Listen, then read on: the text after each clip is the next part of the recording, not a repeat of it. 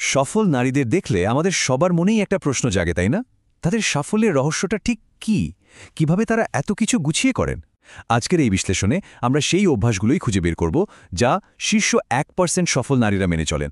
আর আপনি হয়তো অবাক হবেন যে এর পেছনের কৌশলগুলো আসলে আমাদের ভাবনার চেয়েও অনেক বেশি সহজ আর শক্তিশালী। তাহলে প্রশ্ন হল, সফলতা কি কোনো জাদুর কাঠির ছোঁয়া? না, একদমই না। ব্যাপারটা আসলে কোনো রাতারাতি ঘটে যাওয়া ম্যাজিক না, বরং কিছু নির্দিষ্ট অভ্যাস আর স্মার্ট সিস্টেমের ফল। আর সবচেয়ে ভালো খবর হলো, এই অভ্যাসগুলো যে কেউ শিখতে আর নিজের জীবনে কাজে লাগাতে পারে। অনেকেই মনে করেন সফল হতে হলে বুঝি ভোর 5টায় ঘুম থেকে ওঠার মতো কঠিন সব নিয়ম মানতে হয়। কিন্তু সত্যিটা হলো, টপ পারফর্মার নারীরা কিন্তু নিজেদেরকে এত কঠোর নিয়মে বাঁধেন না। তারা এর বদলে জোর দেন সঠিক অভ্যাস আর স্মার্ট সিস্টেম গড়ে তোলার উপর। কারণ আসল খেলাটা হলো নিজের সময়, শক্তি আর মনোযোগকে ঠিক জায়গায় কাজে লাগানো, আর এটাই তাদের সাফল্যের মূল চাবিকাঠি। চলুন তাহলে শুরু করা যাক প্রথম 3টা অভ্যাস দিয়ে। এই অভ্যাসগুলো মূলত মানসিক শক্তি বাঁচানোর জন্য ডিজাইন করা হয়েছে, যা যেকোনো বড় কাজ করার জন্য সবচেয়ে জরুরি ভিত্তি। প্রথম অভ্যাসটাই হল শুধু লক্ষ্যের পেছনে না ছুটে একটা সিস্টেম তৈরি করা। দেখুন, লক্ষ্য আপনাকে পথ দেখায়, কিন্তু সিস্টেমই আপনাকে প্রতিদিন একটু একটু করে সামনে এগিয়ে নিয়ে যায়। ধরুন, একটা বই লেখা আপনার লক্ষ্য, কিন্তু প্রতিদিন 500 শব্দ করে লেখা, এটাই হলো সিস্টেম। সফল নারীরা ফলাফলের উপর বেশি মনোযোগ না দিয়ে এই ধারাবাহিক কাজের প্রক্রিয়ার উপরেই বিশ্বাস রাখেন। এবার আসি দ্বিতীয় অভ্যাসে। আচ্ছা, আমরা প্রতিদিন যে ছোট ছোট সিদ্ধান্ত নিই, যেমন আজ কি পড়ব বা সকালে কি খাবো, এগুলো কিন্তু আমাদের মানসিক শক্তি খরচ করে। তাই সফল নারীরা এই ছোটখাটো সিদ্ধান্তগুলো একবারই নিয়ে রাখেন, একটা রুটিনের মতো করে ফেলেন। ফলে তাদের মানসিক শক্তিটা বেঁচে যায় আর তারা আরও গুরুত্বপূর্ণ কাজে পুরো মনোযোগটা দিতে পারেন। আর এখান থেকেই আসছে আমাদের 3 নম্বর অভ্যাসটা, ফলাফল নিয়ে অতিরিক্ত চিন্তা না করা। সফল মানুষেরা তাদের চেষ্টার উপর মনোযোগ দেন, ফলাফলের উপর নয়। কারণ দেখুন, আপনি আপনার চেষ্টাটা নিয়ন্ত্রণ করতে পারেন, কিন্তু ফলাফলটা সবসময় আপনার হাতে থাকে না। এই মানসিকতাটা আপনাকে অহেতুক চাপ থেকে মুক্ত রাখে আর কাজের প্রতি মনোযোগ ধরে রাখতে সাহায্য করে। মানসিক শক্তি তো বাঁচানো হলো। এবার তাহলে দেখা যাক সময় আর মনোযোগকে কিভাবে কাজে লাগানো যায়। পরের 3টি অভ্যাস আমাদের দেখাবে কিভাবে নিজের ইচ্ছাকে বাস্তবে পরিণত করতে হয়। চতুর্থ অভ্যাসটার নামটা একটু কঠিন শোনাতে পারে, ইমপ্লিমেন্টেশন ইন্টেনশন, কিন্তু এর মানেটা খুবই সহজ। একটা অভ্যাসের সাথে আরেকটা অভ্যাসকে জুড়ে দেওয়া। কোনো নতুন অভ্যাস শুরু করার এটাই সবচেয়ে সহজ উপায়। যেমন আপনি ঠিক করলেন, মেডিটেশন করার ঠিক পরেই আমি স্কিন কেয়ার মাস্ক ব্যবহার করব। এই একটার পর আরেকটা পদ্ধতিটা নতুন অভ্যাসটাকে আপনার দৈনন্দিন রুটিনের একটা স্বাভাবিক অংশ বানিয়ে ফেলে। পঞ্চম অভ্যাসটা শুনতে একটু অদ্ভুত লাগতে পারে।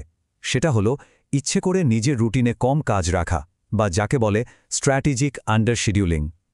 আমরা প্রায় ভাবি সারাদিন ব্যস্ত থাকা মানেই প্রোডাক্টিভ থাকা, কিন্তু ব্যাপারটা একদমই তা নয়।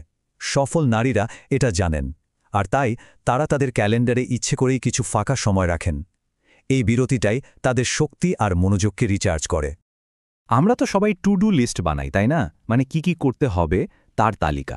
কিন্তু ষষ্ঠ অভ্যাসটা হলো একটা নট টু ডু লিস্ট বানানো, মানে কোন কাজগুলো করা যাবে না তার একটা লিস্ট। অপ্রয়োজনীয় মিটিং বা গুরুত্বহীন কাজে না বলার অভ্যাসটা আপনার সময় আর শক্তি বাঁচিয়ে দেয়, যাতে আপনি আসল গুরুত্বপূর্ণ কাজটার জন্য জায়গা করে নিতে পারেন। এবার আমরা একেবারে শেষ দুটো অভ্যাসের দিকে এগোচ্ছি।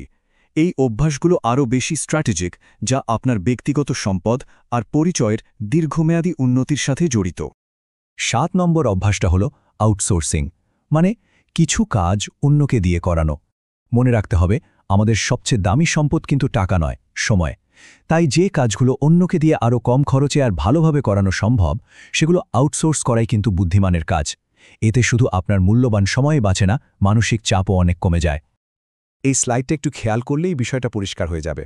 ধরুন, আপনার 1 ঘন্টার কাজের মূল্য 5,000 টাকা, আর ঘর পরিষ্কার বা একজন ভার্চুয়াল অ্যাসিস্ট্যান্ট রাখার খরচ ঘন্টায় 500 টাকা। তাহলে কোনটা বেশি বুদ্ধিমানের কাজ? নিজের মূল্যবান সময়টা বাঁচিয়ে সেই কাজটা অন্যকে দিয়ে করানো, তাই না? এতে সময় আর শক্তি দুটোই বাঁচে। আর আমাদের তালিকার একেবারে শেষ, অর্থাৎ 8 নম্বর অভ্যাসটা হলো নিজের কোনো একটা পরিচয়ের সাথে নিজেকে আটকে না ফেলা। এর মানে হলো সফল নারীরা বদলাতে ভয় পান না। তারা নিজেদেরকে আমি একজন ইঞ্জিনিয়ার বা আমি একজন লেখক এরকম কোনো একটা পরিচয় বেঁধে ফেলেন না।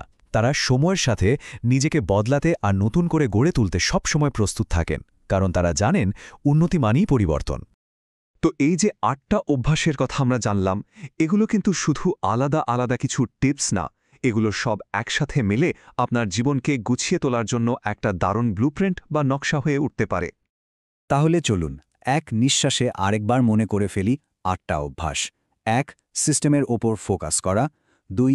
ছোটখাটো সিদ্ধান্ত একবারই নেয়া। ৩. ফলাফল নিয়ে দুশ্চিন্তা না করা। ৪.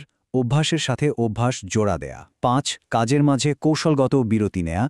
৬. অপ্রয়োজনীয় কাজে না বলার লিস্ট রাখা। ৭. কাজ আউটসোর্স করা। এবং ৮. পরিবর্তনের জন্য সবসময় প্রস্তুত থাকা। এখন শেষ প্রশ্নটা রইল সবার জন্য। এই যে ৮টা জীবন বদলে দেওয়ার মতো অভ্যেসের কথা বলা হলো, এর মধ্যে কোনটা আপনার জীবনের সবচেয়ে বড় একটা পরিবর্তন আনতে পারে বলে মনে হচ্ছে?